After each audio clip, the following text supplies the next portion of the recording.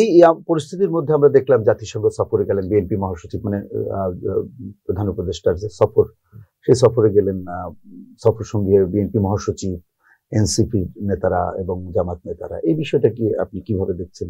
এটা তো অবশ্যই একটি ইতিবাচক দিক। জাতিসংঘের সাধারণ অধিবেশনে আমাদের দলের প্রতিনিধিরা মহাসচিব সহ গেছে, এটা দলীয় হাইকমান্ড সিদ্ধান্ত নিয়েছে, সেই সিদ্ধান্তের আলোকে তারা গেছে এবং সেখানে অবশ্যই সেটাকে পজিটিভলি চিন্তা করা যেতে পারে। কিন্তু আমি যে কথাটা কিছুক্ষণ আগেই বললাম যে আপনার এখানেও আরো অনেক রাজনৈতিক বোদ্ধা ছিল, তাদেরকে ইনভলভ করলে আরো বেশি ভালো হতো। মানে যারা প্রাজ্ঞ, অনেকদিন ধরে রাজনীতি করছেন, ছোট ছোট দল, যেমন আমি ছোট বড় বলতেছেন, নাগরিক ঐক্যের মান্না ভাই, যতক্ষণ পর্যন্ত পার্লামেন্টের প্রতিনিধিত্ব ফাইনাল না হবে ততক্ষণ পর্যন্ত ছোট দল আর বড় দল কোনটা এটা তো নির্ণয় করা কঠিন। যাই হোক, অনেক অভিজ্ঞ রাজনীতিবিদ আছেন, মাহমুদুর রহমান মান্না, জোনায়েদ সাকি, আরো অনেকে আছেন, সাইফুল হক, আরো অনেকেই আছেন, আসাম আব্দুর রব, এরকম অনেকেই আছেন। এরকম প্রশ্ন অনেকে তুলছে যে তাদেরকে হয়তো আমন্ত্রণ জানানো যেত কিনা বা তাদেরকে সফরসঙ্গী করা যেত কিনা। আমি তো এই কথাটা আপনাকে বললাম যে রাজনীতি যারা বুঝে তাদেরকে নিয়ে যতক্ষণ পর্যন্ত সরকার কনফিডেন্সে না নিতে পারবে, আর সরকার যখন এই যে মানে প্রথম থেকেই দাদা নাতির সরকার বানাইছে এবং সব জায়গাতে দাদা নাতির প্রভাবটা বিস্তার করার কারণেই কিন্তু আজকে সব জায়গায় সমস্যার সৃষ্টি হচ্ছে। ধন্যবাদ। আমরা একটু অন্য আলোচনায় আসতে যাচ্ছি। আমরা জানি যে সনাতন ধর্মাবলম্বীদের সবচেয়ে বড় উৎসব দুর্গোৎসব, সেটি বাংলাদেশে পালন হতে যাচ্ছে। আগামী 28 তারিখ সেই উৎসব শুরু হবে এবং 2 তারিখ পরবর্তী মাসের 2 তারিখ পর্যন্ত সেটি হবে। সারা দেশে মণ্ডপগুলোতে প্রস্তুতি চলছে, তারা তাদের যে মণ্ডপগুলো সাজাচ্ছে, তারা মূর্তি তৈরি করছে। নিরাপত্তা নিয়ে একটা সংখ্যার মধ্যেও সরকার বলছে যে না, নিরাপত্তা নিয়ে কোনো সংখ্যা নেই, আগের বছরের তুলনায় অনেক ভালোভাবে এই পূজাটা সম্পন্ন হবে।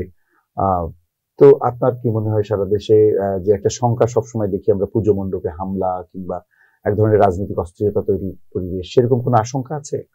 এখানে তো আপনার, আমি মনে করি যে এখানে রাজনৈতিক আশঙ্কা কিছু জায়গাতে হয় আপনার অপরিকল্পিত দুষ্কৃতিকারীরা, আবার কোথাও কোথাও দেশের ভিতরে যেহেতু রাজনীতিক একটা অস্থিরতা সৃষ্টির একটা পরিকল্পনা সবসময় এখন বর্তমানে বিরাজ করছে, সেক্ষেত্রে একবারে উড়াই দেওয়া যায় মনে করি না।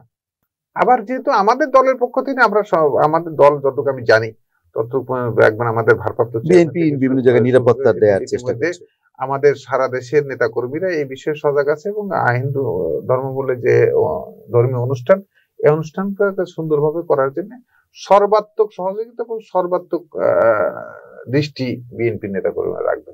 এবং আমি যতটুকু দেখতেছি বুঝছি যে আপনার ম্যাক্সিমাম নেতারাই কিন্তু এই পূজা মণ্ডপ গুলা, এমনকি আপনি যে এলাকায় নমিনেশন চান বা আপনি দলের সমর্থন চান, দলের প্রার্থী হতে চান, সেই এলাকায় তো আপনি নিশ্চয়ই আপনার নেতা কর্মীদের নির্দেশনা দেওয়া আছে যে পূজা মণ্ডপ গুলোতে নিরাপত্তার দায়িত্বে থাকবে কিংবা সার্বিক নিরাপত্তা। সেটা তো অবশ্যই আছে এবং আমি নিজেও সেখানে হয়তো ওই কয়েকদিন অবস্থান করতে পারি দেশে।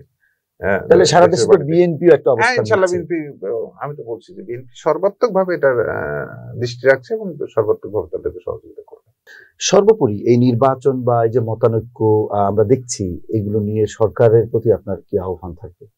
আমি তো বলছি যে সরকারকে আরো বেশি সজাগ এবং আরো বেশি গুরুত্ব দিয়ে সকল রাজনৈতিক দলগুলোকে এবং বিশেষ করে প্রশাসনের মধ্যে যারা আছে, এখানেও কিন্তু একটা স্যাবোটাজ করার একটা টিম আছে, এদের বিষয়েও একটা দৃষ্টি রাখার জন্য রাখতে হবে এবং আপনার সকল রাজনৈতিক দলগুলোকে কনফিডেন্সে নিয়ে এসেই তাদেরকে নির্বাচনের দিকে আগাতে হবে। আর নির্বাচন যদি বিলম্বিত হয় তাহলে দেশের গণতন্ত্র এবং দেশের সার্বভৌমত্ব সব জায়গায় একটা পরিবেশ সৃষ্টি হবে।